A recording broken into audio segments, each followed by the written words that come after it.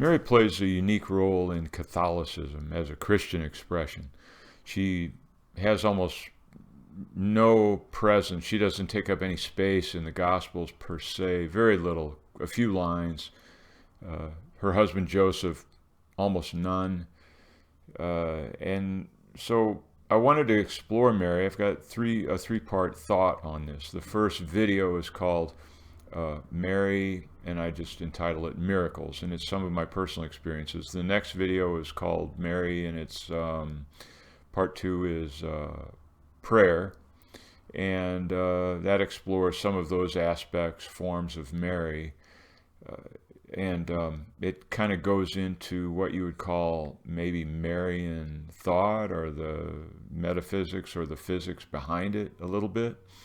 And then the third part is entitled Mary, Mithraism. Now, my real thought in the Mithraism is how Mithraism relates to Jesus proper. You know, how the form of Jesus really comes to us as Mithraic. So 3 different videos. They're interrelated, but they operate separately and independently. And I hope they work for you. Quick analogy, there's this little story told by Ramakrishna Paramahansa, and he talks about a river, and you can throw a stick into it and say that half of the river is to one side of the stick and half of the river is to the other side of the stick, but that doesn't really change what the nature of the river is. And so I love the analogy, and you can go along with it in terms of how big and heavy is the stick, and what do you force the water, the reality underneath the stick, to do to get around what you have done? Because what that stick is a label. And everything that I say and every word that I throw at this is a label. And I'd say if I have a goal, it would be to not make the flow of reality up underneath that label labor under what my label is, if that makes sense. So these are all sticks, and hopefully that they're relatively light. In other words, labels that I throw about Mary, the Virgin Mother, the Queen of Heaven, the Creatrix, or in terms of Mithraism, you know, the Mithraic sacrifices, the Mithraic priesthoods, all these kinds of things are sticks in the water. So let that be what it is. Reality is what you experience it to be. So let me launch into it from that point. I went through a period, the challenge for me early on, when I was in my mid-20s, I think this happened, is essentially, is God real? Now, people can say that, of course, God's real, look at the beautiful nature and all this kind of stuff. When it comes right down to it, my narrative understanding of who I am or how my life is unfolding, I can say that, if God is real, I mean, you're talking about God, okay? We're talking about God. God. That means, now, is God disinterested? Is he the watchmaker that walked away from it all? Is God the interested friend that is aware of every leaf that falls and every bird that flies and every cell and hair in my body? Or as it says in the Psalms, I knitted you in secret, and knitted you in your mother's womb in secret. And before anybody knew anything about you, God already knew everything about you. Is it that God, the watchmaker, or is it Darwin's God? Or is Darwin's God, which is pure random chance? Come on, with Darwin's logic, all I have to do, let's say I bought a barbecue grill, and it's got, I don't know what, let's say 105 pieces, and all I have to do is lay it out on my porch for, I don't know what, 500,000 years, and eventually the wind will assemble it. Well, that's ridiculous. It's just going to blow it all over the yard. But that's what we're told. That's where it all came from. You know, the winds of chance blew across the amino acids, and they all had a good time, and now they, you know, chew gum and walk at the same time. Ain't that something? Thank you, Mr. Darwin, for explaining how we all came to be. So, you know, as I've let my cards reveal themselves. You know, I used to, maybe even a year or two ago, I would have been sort of neutralish about Darwinian reality. In other words, the God of pure chance, with just the cold, dark reaches of space and just the random possibility of things gluing together and developing Tchaikovsky. You know, no thank you. It's BS. So in any case, what kind of God are we talking about? What are we talking about? We're talking about pure intelligence. We're talking about pure awareness. It's everywhere. So, but in my experience, that's all head tripping. In my experience, is there a God that responds? Well, the first time that I had, for me, palpable proof that there's something there was a guy came into work and he said, you know, and first of all, there was a girl, and other people that know me, they've heard this story. There's a girl that was in the newspaper. This is in Memphis. She was in the paper, and she disappeared. She had taught at an elite girls' school there in town, and she just vanished. And people said, you know, and at that time, there were these sort of brutal murders and rapes. I mean, Memphis is always on the cutting edge of crime in the United States.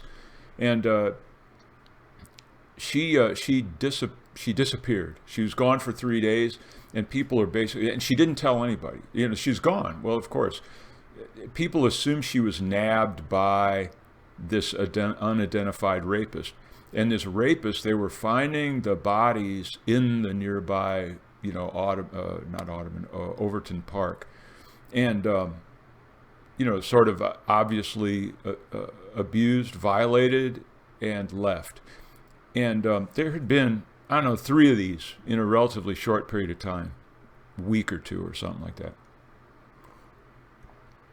that. Well, this guy comes into work and he says, well, you know, my girlfriend disappeared. Or it used to be his girlfriend. She's not his girlfriend right at the moment. Well, when I found out that the girl that we had been reading about in the paper was a guy at work, it was his girlfriend or an ex-girlfriend, you know, I had just had a new girlfriend from college, and I thought to myself, God, how would I feel if that happened to her? I mean, it's just the brutality that it would work on my own mind of wondering and watching, and the helplessness. So I was feeling this helplessness about this situation, projecting myself onto this guy's life and how I would have felt about it. And I said, you know, I was at least this good, right? I said, if there's a devil, and if the devil wanted you to feel something, it would be absolute helplessness. It would be an inability to respond. It would have nowhere to turn. It would be basically to embrace that Darwin's God of chaos. I mean, which I guess you could say is another name for the devil, the God of chaos. So in any case, this God that just is pure random chance and physical probabilities and nothing else. No consciousness, no kindness, no compassion, no qualities that we could identify as human-like, even though, you know, and then we were supposedly made in the image and likeness of God. So by projection, I have to say, if I have certain feelings of compassion or love or fear or whatever, you know, that somehow or another that's rippling out from this being, you know, that created me, or however this works. Anyway, I'm derailing. So I started saying the rosary. Being a Catholic, as I've explained in other places, I said, all right, I have no power here.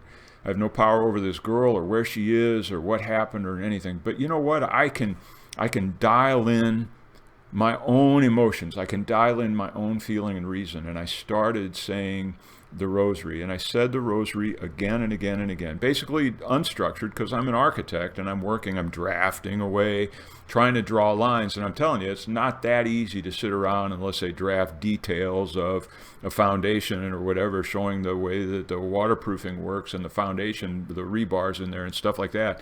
And I'm starting to draft this stuff up while saying Hail Marys.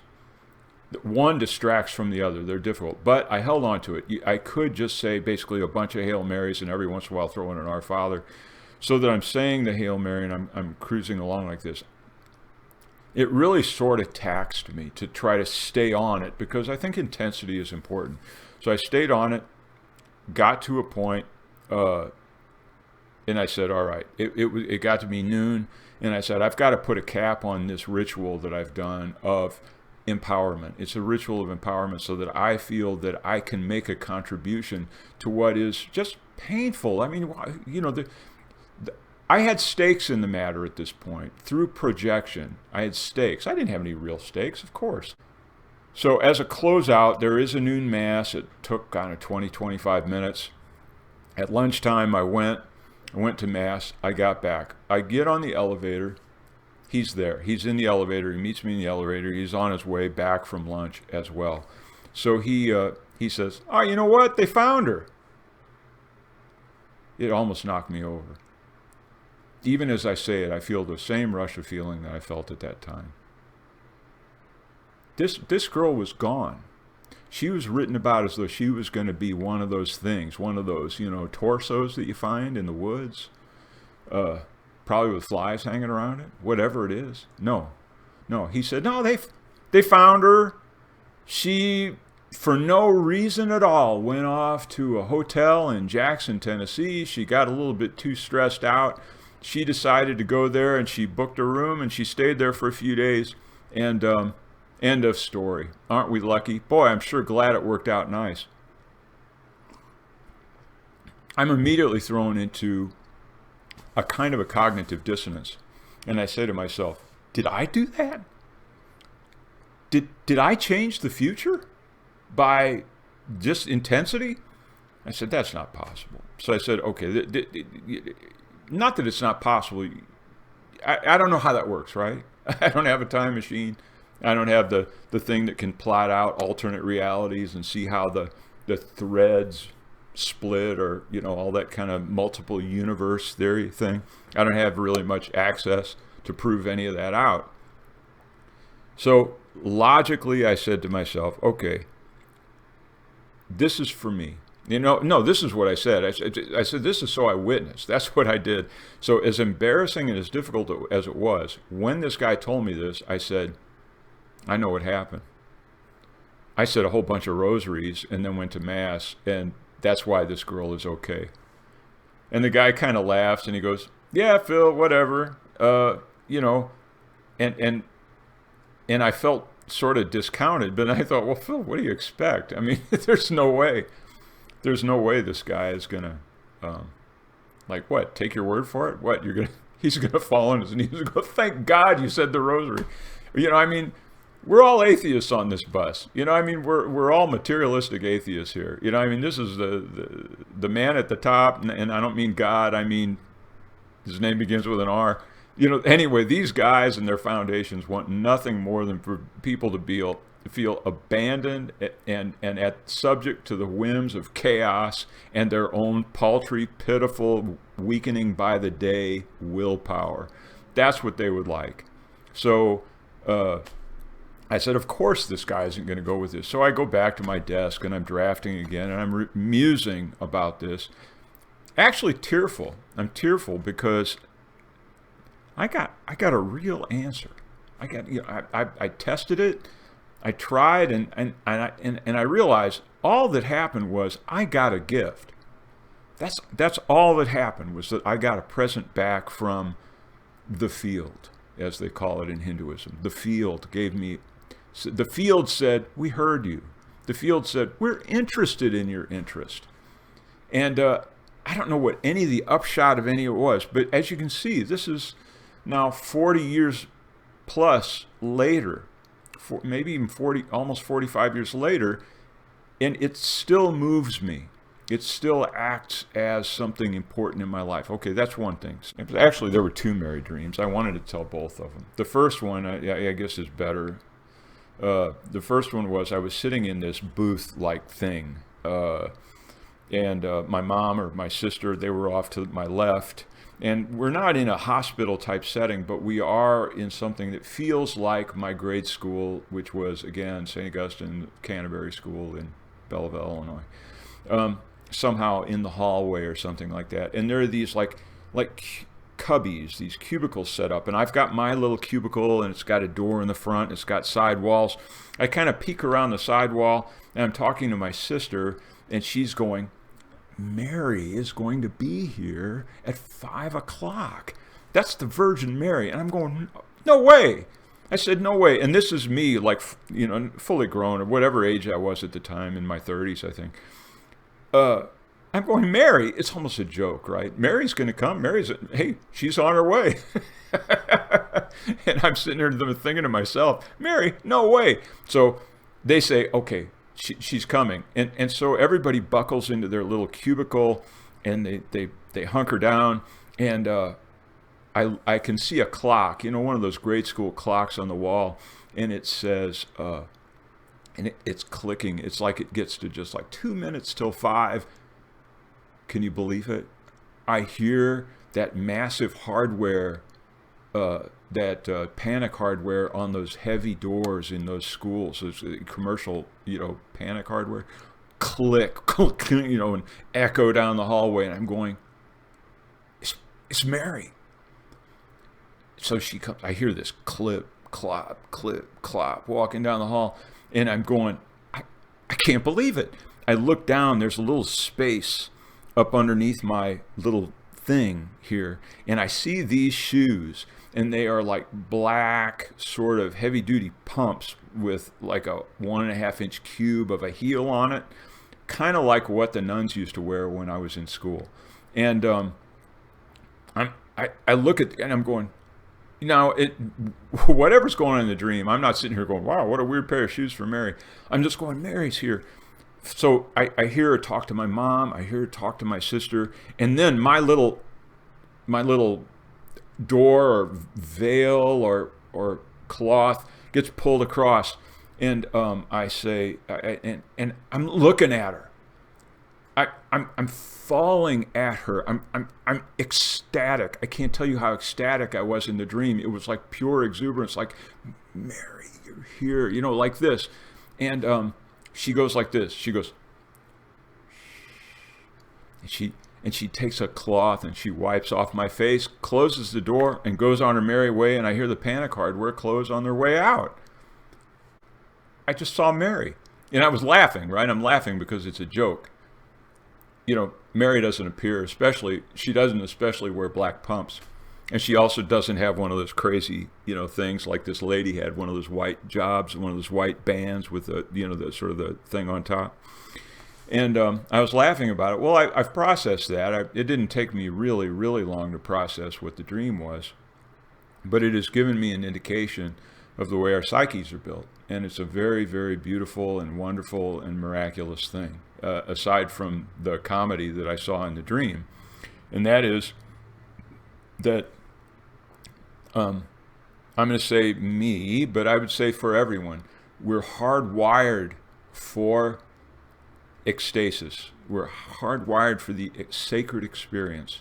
We're hardwired for the numinous, as Jung would say. We're hardwired to experience essence, and it's in the mind in a way. It's not really a physical referential, as I point out in this thing. It's not really, like, obviously in this dream, the physical is a nun, and I'm going to say it's a nun at St. Elizabeth's Hospital where I was born.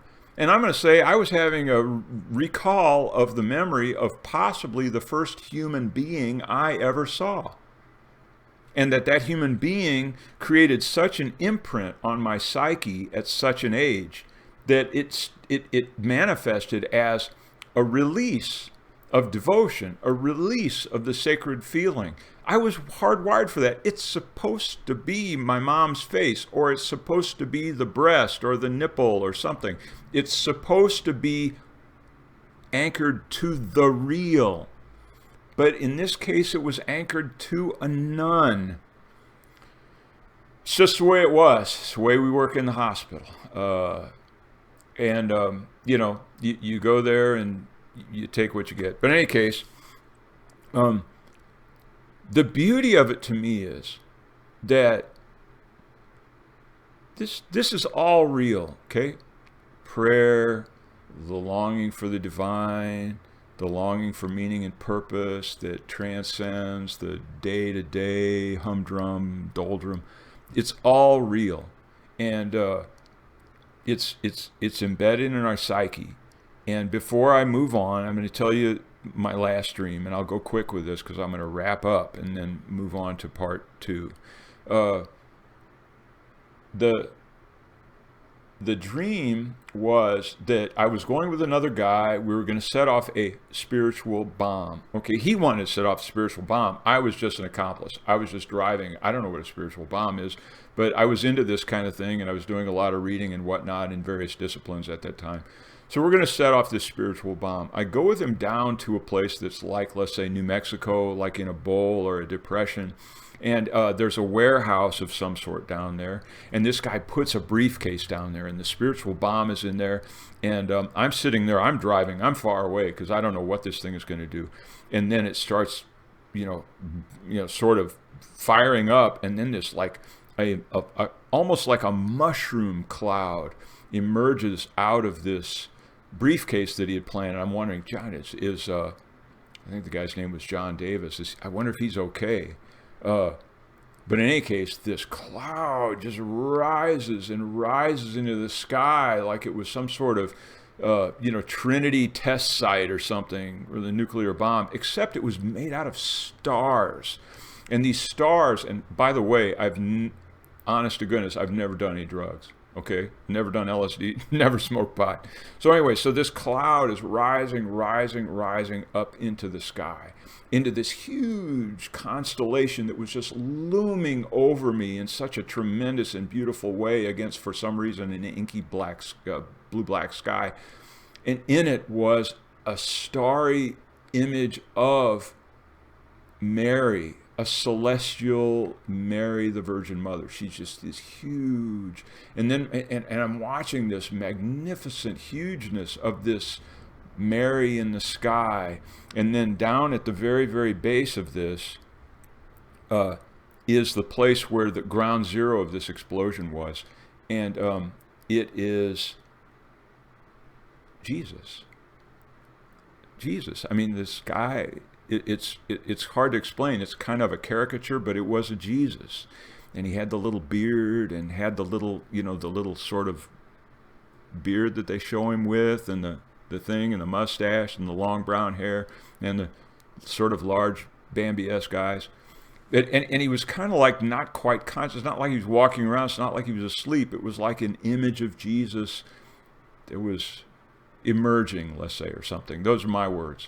So that was the dream, and I think that there's something extremely notable about that. I take it as a piece of knowledge given to me from a place that's beyond my own ability to know things in the here and now, just using my intellect. I think it was just to help me along, to help me understand some things. Thank you. I'm going to move on to the next piece. By the way, thanks for watching, and I hope you move on to the next piece. It's going to be part 2.